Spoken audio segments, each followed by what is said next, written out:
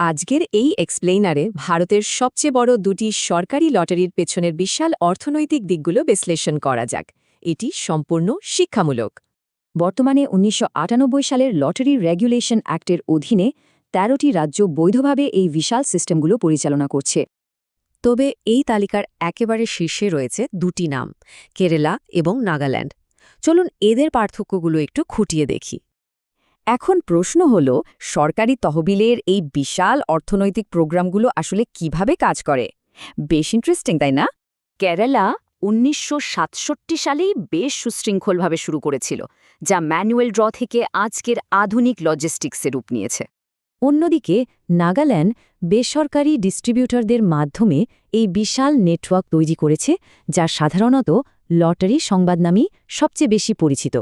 কেরালায় মূলত নির্দিষ্ট দৈনিক ড্র এবং বড় উৎসবগুলোকে টার্গেট করা হয়, আর নাগাল্যান্ডে সকাল, দুপুর ও সন্ধ্যায় ড্র চলে। তবে দুটো সিস্টেমেই কিন্তু সম্পূর্ণ স্বচ্ছতা বজায় রাখতে কঠোর সরকারি নজরদারিতে ফিজিক্যাল ড্রয়িং মেশিন ব্যবহার করা হয়। এখানে সবচেয়ে গুরুত্বপূর্ণ বিষয়টা হল লক্ষ লক্ষ টিকিটের পেছনের এই গাণিতিক পরিসংখ্যান বা সম্ভাবনাগুলো আসলে কতটা। সত্যি বলতে, বিশাল ভলিউমের কারণে একটি নির্দিষ্ট বিজয়ী সিকোয়েন্স মেলার সম্ভাবনা গাণিতিকভাবে একেবারেই নগণ্য, একেবারে শূন্যের কাছাকাছি। আর ঠিক এই কারণেই লটারি কেবলই বিনোদন হওয়া উচিত, কোনো আর্থিক পরিকল্পনা নয়। অবশ্যই দায়িত্বশীলতা বজায় রাখা জরুরি। আমরা কোনোভাবেই জুয়া সমর্থন করি না। এই গাণিতিক বাস্তবতাগুলো জানা থাকলে অবাস্তব আর্থিক প্রত্যাশা থেকে দূরে থাকা যায়। এবার দেখা যাক রাজ্যগুলো এই বিপুল রাজস্ব কিভাবে কাজে লাগায়। দুজনের অর্থনৈতিক মডেল কিন্তু একে অপরের চেয়ে একেবারেই আলাদা।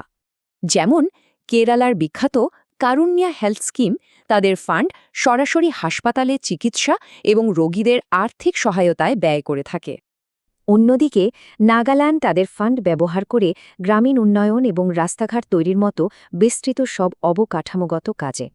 এখন কোনটা সেরা, এটা নির্ভর করে প্রত্যক্ষ সমাজ কল্যাণ নাকি দেশজুড়ে বিস্তৃত অ্যাক্সেস যোগ্যতাকে বেশি গুরুত্ব দেওয়া হচ্ছে তার ওপর। তবে করের ক্ষেত্রে দুই জায়গাতেই নিয়ম এক।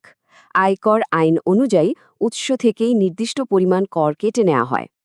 আর সাইবার নিরাপত্তার ব্যাপারটা তো আছেই। অবৈধ অনলাইন বিক্রি থেকে সাবধান, এগুলো শুধু বৈধ ফিজিক্যাল ভেন্ডারদের থেকেই নেওয়া উচিত। এই আইনি কাঠামো সম্পর্কে আরও তথ্য এবং শিক্ষামূলক কন্টেন্ট পেতে লটারি সংবাদ result.news ওয়েবসাইটটি ঘুরে আসা যেতে পারে।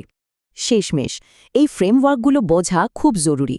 ভাবার বিষয় হল, এই রূঢ় গাণিতিক বাস্তবতাগুলো আমাদের দৈনন্দিন আর্থিক সাক্ষরতাকে কিভাবে বদলে দেবে।